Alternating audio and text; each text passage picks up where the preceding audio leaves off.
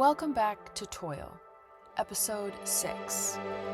I realize it's been quite a while since my last episode. I have been thinking a lot about how we got here, how we have a president and a Congress doing so much that most Americans don't want. A president and a Congress causing so much harm and not solving the problems they promised to solve, if elected. How could those who are meant to represent us fail so miserably to actually do that? In trying to make sense of this, I have found my way to a term I recently learned to describe something we all know to be true: dependency corruption. A famous democracy scholar, Lawrence Lessig, coined this term. It's not outright and direct bribery, though, of course, we know this is also happening.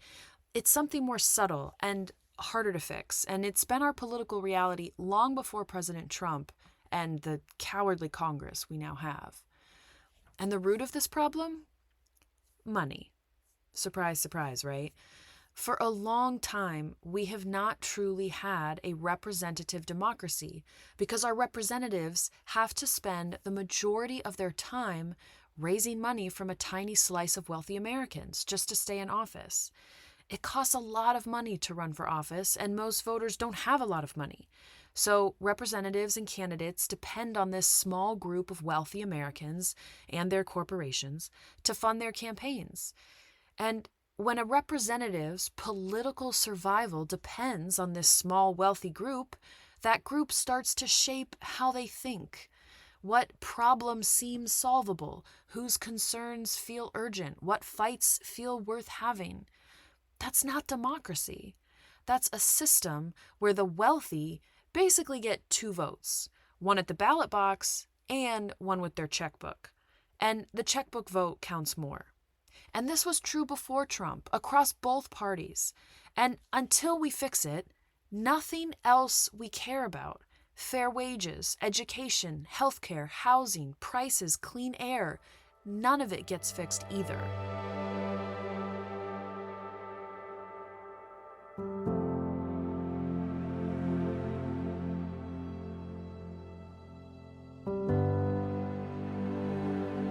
Now, our system has always, of course, been influenced by the wealthy of this country to some degree. The founding fathers themselves were very wealthy. Many owned slaves. For the first few decades of our nation, only white, male landowners could even vote. In the late 1800s and early 1900s, we were dominated by monopolies that controlled our government, which I talk about in my last episode. But this dependency corruption has exploded in more recent history because the courts have ruled that essentially any restrictions on political donations from the wealthy and corporate class are unconstitutional, as long as they don't go directly to a candidate. This is how we now have super PACs, which are massive political fundraising and spending operations that can support or oppose candidates with as much money as they want, as long as they don't coordinate with the candidate. But it's a well-known fact that, of course, they do. It's worth knowing the 3 key court decisions that brought us to this place. First, Buckley v. Vallejo in 1976. This was the Supreme Court decision that established the foundational principle that spending money on political campaigns is a form of protected free speech under the First Amendment. And it struck down any limits on how much an individual could spend on a campaign, again, as long as that spending did not go directly to a candidate, called an independent expenditure, because it's independent of the candidate, in theory. The second case is the one that most folks have probably heard of, Citizens United v. FEC in 2010. This was also a Supreme Court decision and extended this unlimited independent expenditure logic from individuals to also apply to corporations, ruling that the government cannot restrict their independent political expenditures, opening the door to unlimited corporate spending in elections. Now, the third and final case is sometimes forgotten but crucial. SpeechNow.org versus FEC, also in 2010, just a few months after Citizens United. This was a D.C. Circuit Court decision that has not yet gone to the Supreme Court. It took the Citizens United reasoning one step further, ruling that if independent expenditures, also known as spending, cannot be limited, well, then contributions to the groups doing that spending can also not be limited. This is the decision that directly created super PACs as we know them today. If you can spend and give as much as you want, you can make a massive pool of money. All of this spending from wealthy individuals and corporations on political campaigns is how our dependency corruption has gotten so much worse. Politicians now rely on these big spenders to fund their campaigns, not the voters. So they're more beholden to these donors and getting all their policy ideas and problems, like, my corporate taxes are too high, from these donors. I mentioned earlier that it costs a lot of money to run for office. That's not a coincidence. It's a direct consequence of allowing unlimited money into the system. When one candidate can raise $20 million, their opponent now has to raise $20 million just to stay competitive. Everyone races to the top together, and the cost of running keeps climbing. It's an arms race, and like all arms races, everyone would be better off if nobody had the weapons in the first place. The money doesn't make campaigns more competitive. It just makes them more expensive, which makes politicians more dependent on the donors who can write the biggest checks, which is exactly the problem we started with. Our key barrier to solving this is that not enough elected leaders are committed to solving it, which is, of course, a byproduct of the problem. The people they're getting their campaign money from don't want them to solve it, as it would erode their power.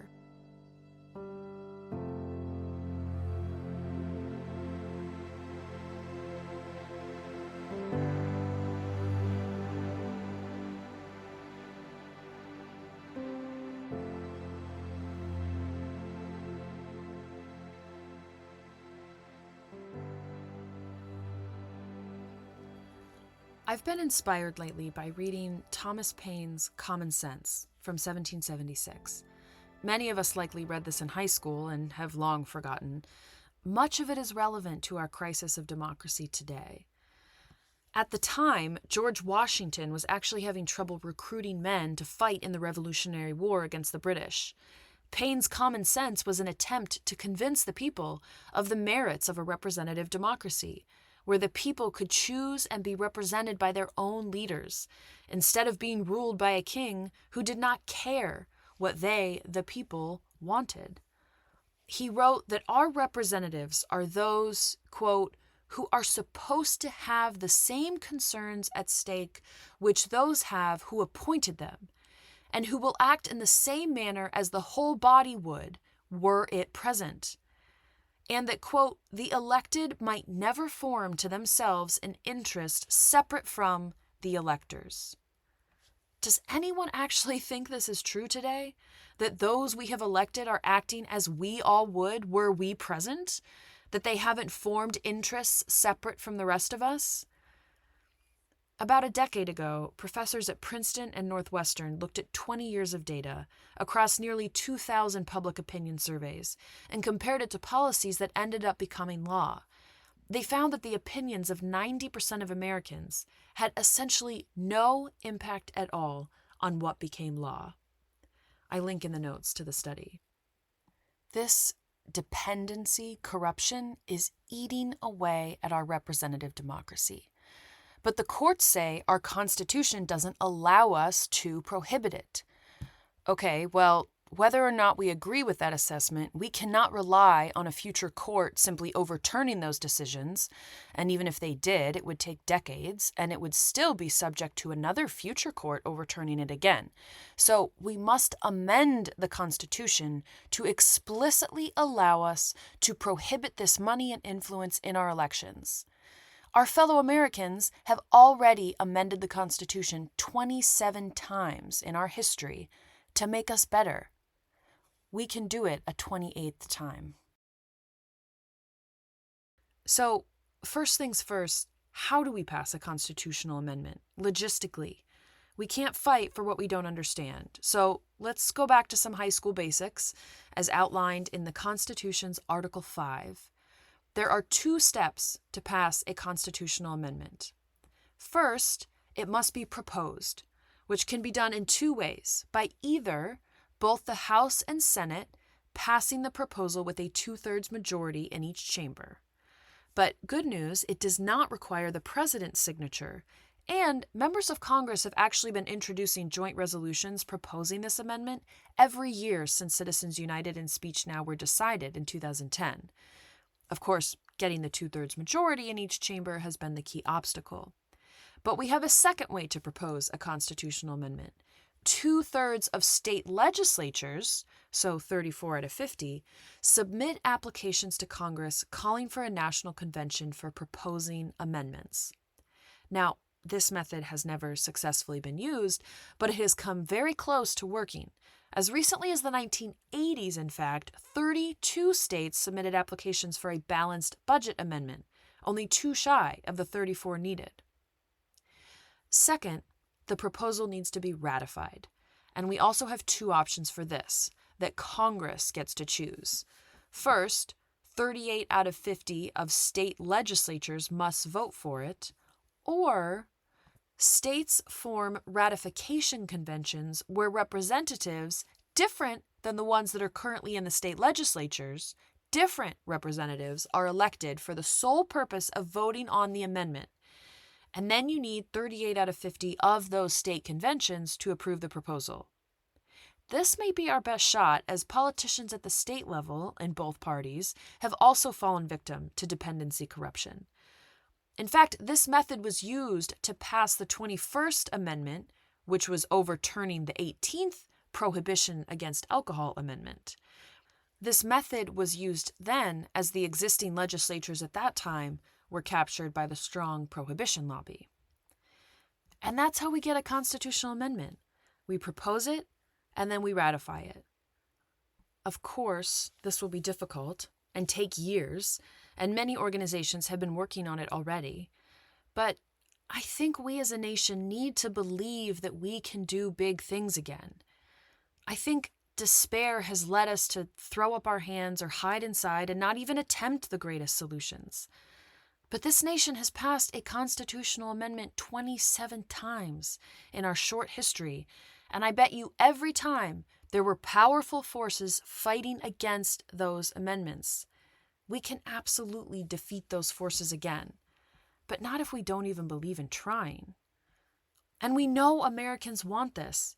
In survey after survey after survey, which I link to in the notes, Americans say they want money out of politics. I also link in the notes to a tracker of 23 states that have already gone on the record in support of an amendment, quote, to the United States Constitution that would restore our power to decide whether and how to regulate the influence of money in politics. We have momentum on our side, and I think the current political reality is showing to more and more folks that our government is not beholden to us.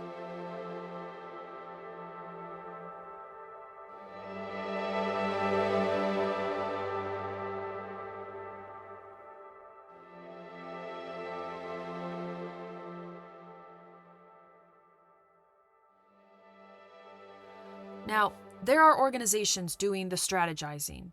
What we all need to do is elect politicians at every level who promise to support this constitutional amendment, who promise to get big money out of our elections. We can go to campaign events for candidates running at the state and federal levels and raise this as an issue and demand that they promise to support this constitutional amendment if they want our vote. And we can call and email our current representatives and demand they support this amendment. As we do this, we can also support smaller but helpful wins along the way. I link in the notes to a long list put out by Senator Elizabeth Warren when she was running for president in 2019. There's a lot of great stuff in there. We can also pass the Disclose Act, which has been introduced in Congress for years and would require that donors at least disclose who they're giving to, so we can see which representatives are clearly being influenced and by whom. And we can get creative. There are 2 very promising efforts on that front, a ballot measure in Montana and a legal challenge to a successful ballot measure in Maine. I link to both in the notes. Montana's ballot measure, to be voted on this November, would prohibit any corporations that are chartered or operating in Montana from spending in Montana's elections, local, state, and federal. If this passes and survives a court challenge, every state can copy it. In Maine, nearly 75% of voters passed a ballot measure to cap the amount that donors can give to a super PAC at $5,000. This measure has been challenged, but if the federal courts uphold it, it's a game changer. And again, every state can copy it. Importantly, though, this success would only apply to state-level races, not federal. So again, we need a constitutional amendment. And we can only succeed in this if we fight together across parties. This must be an everyone fight, or we're going to lose. The wealthy benefit when we can't work together. Despite our fierce disagreements, and I have many that I believe deep in my bones, but take any issue, and it doesn't matter what I believe or what you believe is justice. We won't achieve it if our elected representatives don't answer to us. In that spirit, I'll end with how Thomas Paine ends Common Sense 250 years ago, with a plea to those considering whether or not to join to fight the British. He said, quote, "Wherefore, instead of gazing at each other with suspicious or doubtful curiosity, let each of us hold out to his neighbor the hearty hand of friendship, and unite in drawing a line which, like an act of oblivion, shall bury in forgetfulness every former dissension. Let the names of Whig and Tory, or Republican and Democrat, be extinct, and let none other be heard among us than those of a good citizen, an open and resolute friend, and a virtuous supporter of the rights of mankind and of the free and independent states of America."